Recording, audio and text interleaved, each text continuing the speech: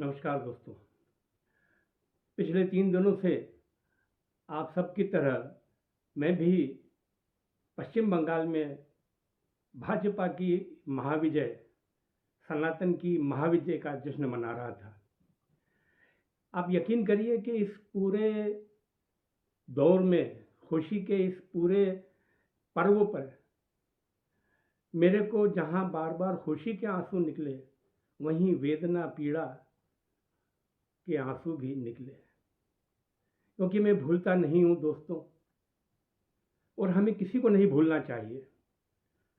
हमें याद रखना चाहिए, हमें तुलना करनी चाहिए और हमें प्रेरणा भी लेनी चाहिए। तो दोस्तों, मुझे बार बार ध्यान जाता रहा कि किस तरह अभी इन्हीं पिछले चुनाव में, पश्चिम बंगाल विधानसभा के पिछले चुनाव में, चुनाव शुरू होने के पहले, चुनाव के चलते निरंतर और चुनाव के बाद भी लगातार किस तरह से भारतीय जनता पार्टी के और माननीय राष्ट्रीय स्वयंसेवक संघ के कार्यकर्ताओं पर जुल्म हुए, अत्याचार हुए, आगजनी हुई, हत्याएं हुई, बलात्कार हुए। और अब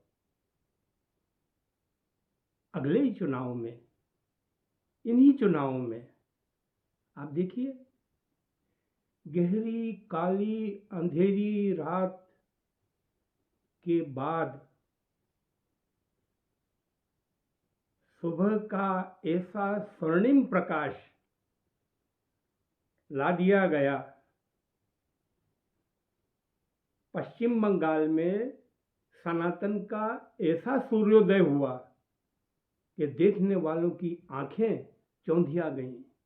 कई लोग तो उसके तेज से जलकर भस्म हो गए। इसलिए दोस्तों, हमें प्रेरणा मिलती है कि यह निर्धारित कीजिए करना है कब काम।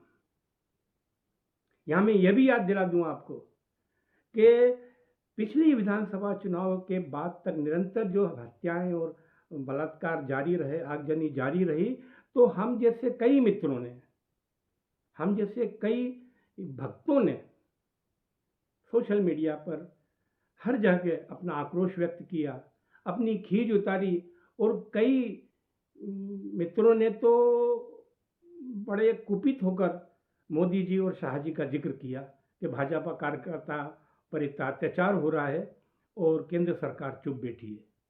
लेकिन अब